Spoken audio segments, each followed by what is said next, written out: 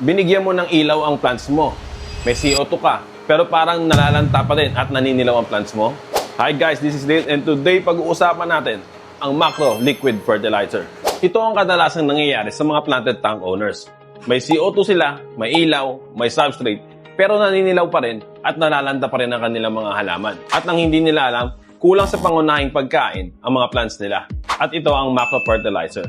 Ano nga ba ang macro fertilizer? Ang macro fertilizer o tinatawag nilang NPK ay may tatlong pangunahing nutrients. Ito ang nitrogen, phosphorus, at potassium. At ito ang pinakapangunahing nutrients para sa mga plants. Isipin mo to, kung ang tao kailangan ng kanin, ulam, at gulay para mabuhay, ganun din sa halaman, kailangan nila ng nitrogen, phosphorus, at potassium.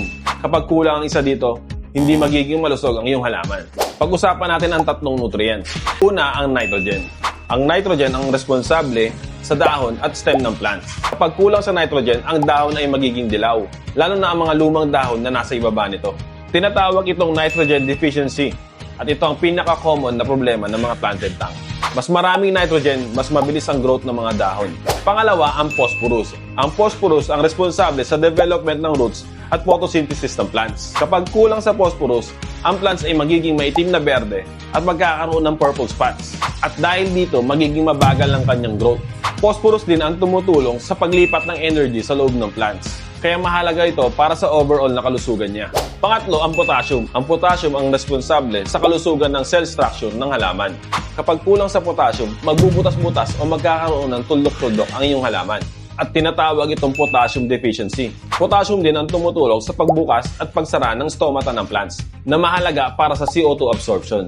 Pag-usapan naman natin kung paano gamitin ang macro fertilizer. Una, basahin ang label at sundin ang recommended dosage. Pangalawa, i-dose pagkatapos ng water change para fresh ang nutrients sa tubig. Pangatlo, araw-araw o 2 beses sa isang linggo. Depende sa density ng plants mo. Pang-apat, i-observe ang plants. Kapag may deficiency, dagdagan ng dosage. Pero tandaan, huwag mag-overdose dahil ang sobra sa phosphorus ay nagkikreate ng algae bloom.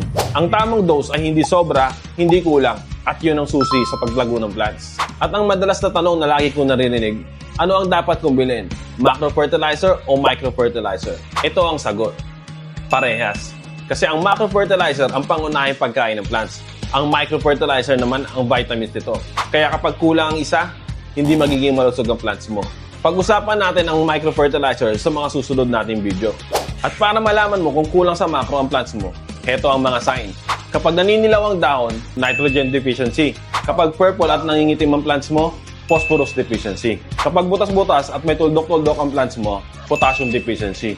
At kapag mabagal ang growth, general nutrient deficiency yan. Kapag nakita mo ang mga signs na ito, huwag dagdagan agad ang ilaw o ang CO2 mo. I-check mo rin ang fertilizer. Baka yun lang ang kulang. Macro fertilizer o NPK. Nitrogen, phosphorus, at potassium. Nitrogen para sa dahon at stem ng plants. Phosphorus para sa roots at photosynthesis. Potassium naman para sa cell health.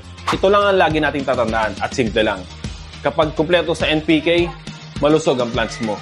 At kung naghahanap kayo ng fertilizer para sa inyong planted tank, maglalagay ako sa caption ng link or sa comment section. At kung nakatulong sa inyo yung video na to, paki-share lang para makatulong tayo sa iba. Ayun lang guys, salamat.